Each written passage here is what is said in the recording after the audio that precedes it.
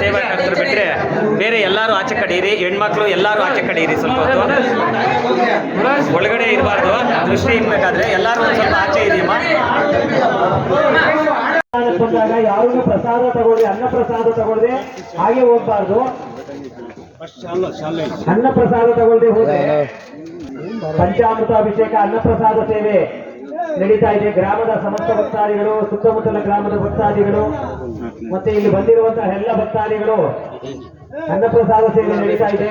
ಬಂದು ಎಲ್ಲರೂ ಊಟ ಕೂತ್ಕೊಳ್ಳಿ, ಪ್ರಸಾದ ಸ್ವೀಕರಿಸಿ.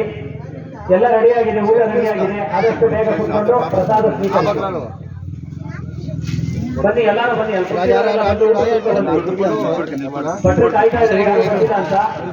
ಬನ್ನಿ, ಎಲ್ಲರೂ ಊಟ ಮಾಡಿ. ನೋಡಿ ನೋಡಿ ನೋಡಿ, ಈ ಕಡೆ ನೋಡಿ ಸರಿ ನೋಡಿ.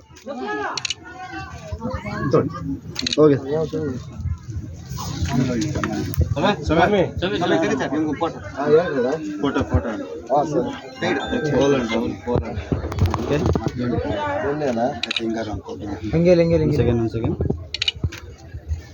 Okay sir. ನಮ್ಮ ಹೆಸರು ರವೀಂದ್ರ ಅಂತ, ನಮ್ಮ ತಂದೆ ಹೆಸರು ಬಿ ನಾರಾಯಣ ರೆಡ್ಡಿ ಅಂತ. ನಾನು ತಿಳ್ಕೊಂಡಿರೋದು ನಮ್ಮ ತಂದೆಯವರು ಎಲ್ಲೋ ನನ್ನ ಹಿಂದೆ ಇದು ಮಾಡಿಸ್ತಾ ಇದ್ದಾರೆ ಅಂತ. ಇಲ್ಲಿ ಬಂದಿರೋದು ಇವಾಗ ನಾನು 17-18ನೇ ದೇವಸ್ಥಾನ. ಸುಮಾರು ವಿಗ್ರಹಗಳು ಮಾಡಿಸ್ಕೊಟ್ಟಿದ್ದೀನಿ. ಶಿವ, ಆಂಜನೇಯ, ಆಮೇಲೆ ಇದು ನಾಗಲಮ್ಮ, ಆಮೇಲೆ ಶನಿ ಮಹಾತ್ಮ, ಛಾಯಾದೇವಿ, ನವಗ್ರಹಗಳು, ಆಮೇಲೆ ಸರ್ ನೀವು ಪ್ರಾಪರು ಬೆಂಗಳೂರಾ ನಿಮ್ಮದು? ಗಾಯತ್ರಿ ದೇವಿ ಅಲ್ಲ, ಬೆಂಗಳೂರು ಯಾವ ಏರಿಯಾ? ಸೀತಾರಾಮಪಾಳ್ಯ, white field. ಯಾಕಂದರೆ ಬೆಂಗಳೂರು ವೈಟ್ ಫೀಲ್ಡಿಂದ ಬಂದು ಇಲ್ಲಿ ನೀವು ಗ್ರಾಮಾಂತರ ಮಟ್ಟದಲ್ಲಿ ದೇವಸ್ಥಾನಕ್ಕೆ ಇಷ್ಟೊಂದು ಕಾಳಜಿ ತೋರಿಸ್ತಾ ಇದ್ರಲ್ಲ, ಅದ್ರ ಬಗ್ಗೆ. ಇಲ್ಲೊಂದು 5 ಕಿಲೋಮೀಟ್ರಲ್ಲಿ ಗಂಗಮ್ಮ ದೇವಸ್ಥಾನ ಒಂದು ಓಪನ್ ಮಾಡಿದ್ದೀವಿ, ಇಲ್ಲೇ ಇದೆ. ಅಲ್ಲಿ ಈ ಥರ ದೇವ್ರು ಏನೋ ಒಂದು ಮಾಡಿಸ್ತಾ ಇದ್ದಾನೆ, ನನಗೂ ಗೊತ್ತಿಲ್ಲ ಏನಂತ. ಸುಮಾರು ಒಂದು 100 ಫ್ಯಾಮಿಲಿ ಇದ್ದಾರೆ, ಬಡವರು ಬಗ್ಗರು. ಅವ್ರಿಗೆ ಆಪ್ರೇಷನ್ ಆಗಲಿ, ಅವ್ರಿಗೂ ಕಷ್ಟ ಆಗಿಲ್ಲ, ಅವರಿಂದ ನಾನಿದ್ದೀನಿ ನೋಡಿ. ನಮ್ಮೂರು ಇವರಿಗೆಲ್ಲ ಗೊತ್ತು. ಈ ಥರ ಏನೋ ಒಂದು ಒಳ್ಳೆಯ ದೇವರು ಮಾಡಿಸ್ತಾ ಇದ್ದಾರೆ, ನನಗೂ ಗೊತ್ತಿಲ್ಲ ಏನು ಅಂತ. ಇಲ್ಲಿ ಬಂದಾಗ ನನಗೆ ತುಂಬ ಸಂತೋಷ ಆಯಿತು. ತುಂಬ ಚೆನ್ನಾಗಿ ಮಾಡಿದ್ದಾರೆ ದೇವಸ್ಥಾನ. ಅದೇ ನಾನು ಇವರಿಗೆಲ್ಲ ಹೇಳಿದೆ. ಇವ್ರು ನನ್ನ ಹತ್ರ ಬರ್ತಾಯಿದ್ರು, ತುಂಬ ಚೆನ್ನಾಗಿ ಮಾಡಿದ್ದಾರೆ. ಏನಾದರೂ ನಮ್ಮಂಥವ್ರು ಏನಾದರೂ ಕೊಟ್ಟು ಒಂದು ಸಾರ್ಥಕ ಈ ಥರ ಆದಾಗ ಒಂದು ಖುಷಿ ಆಗ್ತದೆ.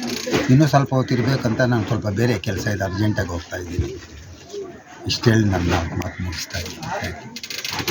ಮುಂದಿನ ದಿನಗಳಲ್ಲಿ ನಮ್ಮ ಶಿಡ್ಲಘಟ್ಟ ಕ್ಷೇತ್ರದಲ್ಲಿ ಇನ್ನೂ ದೇವಸ್ಥಾನಗಳು ಹೆಚ್ಚೆಚ್ಚು ದೇವಸ್ಥಾನಗಳಿಗೆ ಏನಾದರೂ ಕಾಳಜಿ ವಹಿಸ್ತಾ ಇದ್ದೀರಾ? ದೇವಸ್ಥಾನ ನಿರ್ಮಾಣ ಆಗ್ಬೋದು. ಭಗವಂತ ಕೊಟ್ಟರೆ ಎಲ್ಲಿ ತನಕ ಕೊಡ್ತಾನೆ ಅಲ್ಲಿ ತನಕ ಮಾಡ್ತಾಯಿದ್ದೆ, ಎಲ್ಲೂ ಹೋಗಲ್ಲ.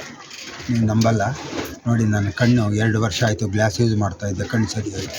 ನಾನು ಬೆಳಿಗ್ಗೆ 3 ಗಂಟೆಗೆ ಎದ್ದೇಳೋದು, ಯಾವಾಗಲೂ 3 ಗಂಟೆಯಿಂದ 4 ಗಂಟೆ ಯೋಗ, 4ರಿಂದ 5 ಮೆಡಿಟೇಷನ್. 90 ಹಸು ಇಟ್ಕೊಂಡಿದ್ದೀನಿ. ನನ್ನ ಹತ್ರ ಡೈಲಿ 100 ಜನ ಕೆಲಸ ಮಾಡ್ತಾರೆ ನೋಡಿ. ಇವೆಲ್ಲ ಮಾಡ್ತಾಯಿದ್ದೀನಿ, ನಾನೆಲ್ಲ ಮಾಡ್ತಾಯಿದ್ದೀನಿ. ನಾನು ತುಂಬ ಖುಷಿ ಆಗುತ್ತೆ ಸರ್, ಯಾಕಂದರೆ ಒಂದು ನಗರ ಪ್ರದೇಶದಲ್ಲಿ 90 ಹಸು ಅಂದರೆ ತಮಾಷೆ ವಿಷಯ ಅಲ್ಲ ಅದು. ಇದು ಸ್ಕೂಲ್ ಮಾಡಿದ್ದೀನಿ, ಅನೇಕಂ ಸ್ಕೂಲ್ ಅಂತ. ಅದು ರನ್ನಿಂಗ್ ಆಗ್ತಾಯಿದೆ. ಅಲ್ಲೊಂದು 300 ಜನ ಮಕ್ಕಳಿದ್ದಾರೆ ಇವಾಗ, ಅದು ರನ್ ಆಗ್ತಾಯಿದೆ. ಆಮೇಲೆ 300 ಹಸು ಇಟ್ಕೊಂಡಿದ್ದೀನಿ. ನೀವು ನಂಬಲ್ಲ, ಕೊರೋನಾ ಪೀರಿಯಡಲ್ಲಿ ನಮ್ಮ ಹತ್ರ 100 ಜನ ಕೆಲಸ ಮಾಡ್ತಾರೆ. ಒಂದು ದಿವಸ ಲೀವ್ ಕೊಡಲಿಲ್ಲ, ಒಬ್ರಿಗೂ ಏನೋ ತೊಂದರೆ ಆಗಲಿಲ್ಲ. ನನಗೂ ಬಂದಿತ್ತು, ನನಗೂ ಏನೋ ತೊಂದರೆ ಆಗಲಿಲ್ಲ. ಯಾವೊಂದು ಶೈಲಿಯಲ್ಲಿ ಅದ್ಭುತವಾಗಿದೆಯಾ, ಹೆಂಗ್ ನಿರ್ಮಾಣ ಆಗಿದೆ ಅದ್ರ ಬಗ್ಗೆ ಸ್ವಲ್ಪ ಮಾಹಿತಿ. ಯಾರ್ಯಾರು ಈ ದೇವಸ್ಥಾನಕ್ಕೆ ಕಷ್ಟಪಟ್ಟಿದ್ದಾರೆ? ಸೀತಾರಾಮಪಾಳ್ಯದಲ್ಲಿ ಆಂಜನೇಯ ದೇವಸ್ಥಾನ ಮಾಡಿದ್ದೀವಿ, ನಮ್ಮ ತಂದೆಯವರು ಮಾಡಿದ್ದು. ನಾವು ಅದನ್ನು ನೋಡ್ಕೊಂಡು ಹೋಗ್ತಾ ಇದ್ದೀವಿ. ಅಲ್ಲ, ಈ ದೇವಸ್ಥಾನದ ಬಗ್ಗೆ ಹೇಳಿ ಸರ್, ಹೆಂಗೆ ನಿರ್ಮಾಣ ಆಗಿದೆ? ಅಷ್ಟೇನು ಗೊತ್ತಿಲ್ಲಪ್ಪ ಹೇಳೋಕ್ಕೆ. ಯಾಕಂದರೆ ನಾನು ಬಂದಿದ್ದೀನಿ, ವಿಗ್ರಹ ಮಾಡಿಸ್ಕೊಟ್ಟೆ.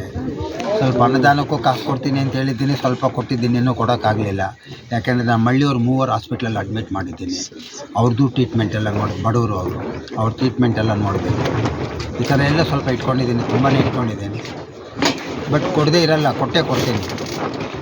ನಮ್ಮ ಕೈಯಲ್ಲಿ ಎಷ್ಟು ಸಾಧ್ಯನೋ ಅಷ್ಟೂ ಒಳ್ಳೇದು ಮಾಡಿಕೊಂಡು ಇದು ನನ್ನ ದೇವ್ರಿಗೆ ಏನಾದರೂ ಒಳ್ಳೇದು ಮಾಡೋಣ. ಮಾಡಿ ಕಾರ್ತಿ ಮಾಡಿ.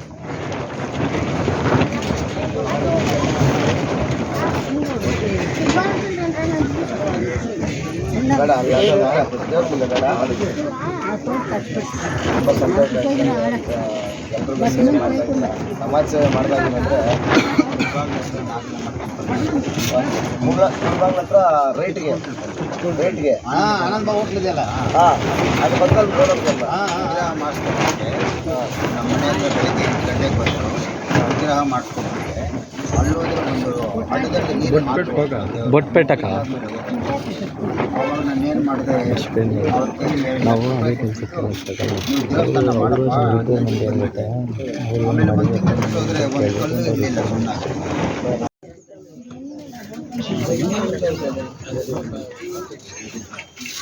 ಹುಡುಗನಿಗೆ